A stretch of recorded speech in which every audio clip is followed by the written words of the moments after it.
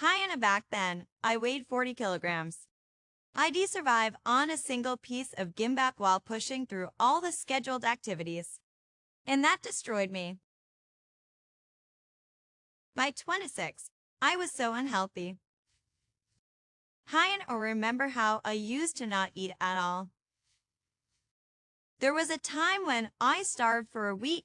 I fainted a dozen times in a single month due to not consuming food for weeks. All I ever wanted was to be good on stage, but I couldn't put out my best work. That's when I realized I was not happy. But starting last year, I think I am starting to understand happiness more and more. I thank you all for your support and understanding.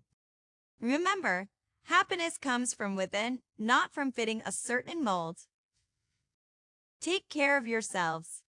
See you soon.